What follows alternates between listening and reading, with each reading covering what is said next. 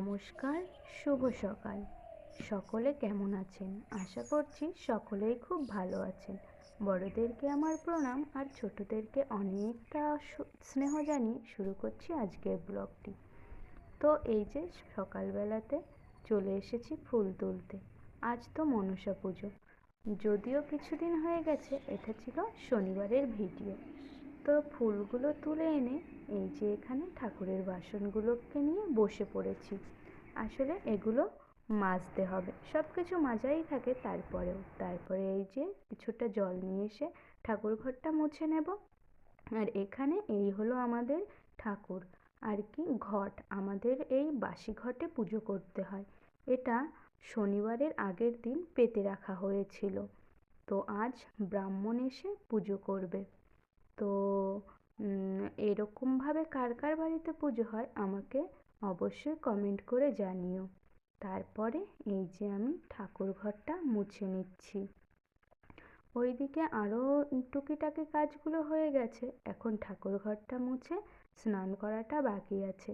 আসলে মায়ের আবার শরীরটা খারাপ, এখন যে ওই যে জ্বরের সিজন চলছে, হঠাৎ করে জ্বর এসে গেছে।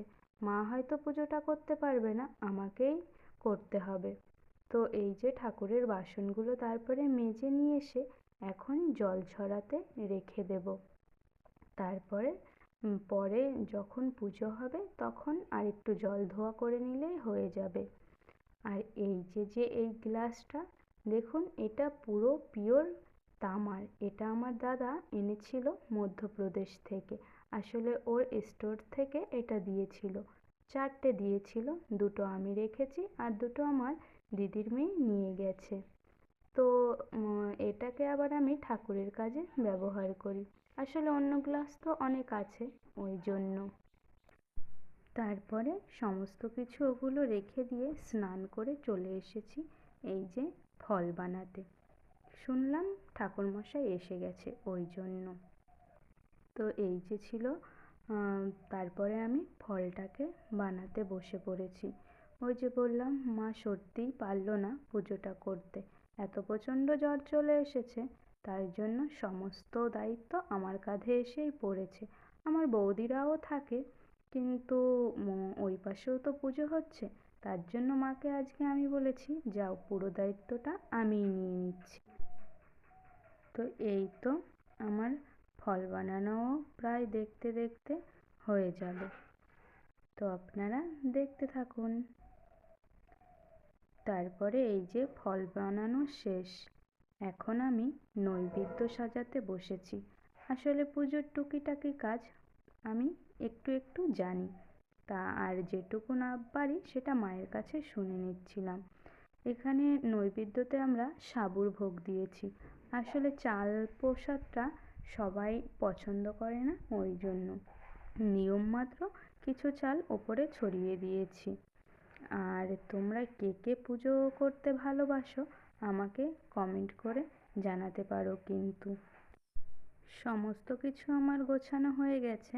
তারপরে এই যে আরেকবার একটু তোমাদের সঙ্গে দেখিয়ে দিচ্ছি কেমন করে গোছালাম। এই তো দেখতে দেখতে ঠাকুরমশাইও চলে এসেছেন আর পুজোটাতেও বসে পড়েছে। আসলে জায়গাটা ছোট হয়ে গেছে, ওই জন্য আর সামনে থেকে আমি ভিডিওটা করতে পারলাম না।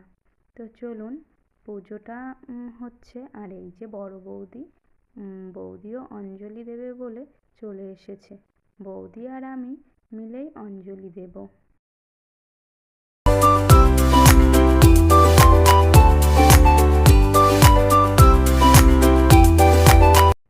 তারপরে আমাদের ঘরে পুজো হয়ে গেছে। এই হলো আমার জেঠুর ঘর। আসলে মেজো বৌদি এখানে পুজো করেছে। আর এই যে যাকে দেখতে পেলেন, ও হলো আমার দাদার মেয়ে অনুসোনা।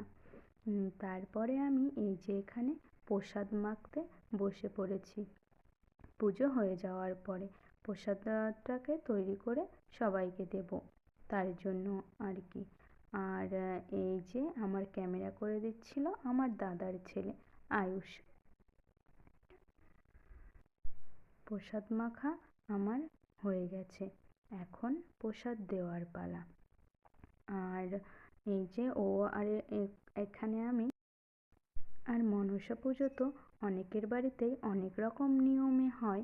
কার কার বাড়িতে কী কী নিয়মে হয় আমাকে কমেন্ট করে তোমরা জানাতে পারো। তো আমি এই যে প্রসাদ রেডি করা হয়ে গেছে, তারপরে সবাইকে প্রসাদ দিয়ে পুজোর যেটা মেন নিয়ম আর কি, দুধ কলা দেওয়া, সেটা পুজোর সময় উৎসর্গ করা হয়ে গেছে। এখন যেখানটাতে দেব সেখানটাতে আমি নিয়ে যাচ্ছি।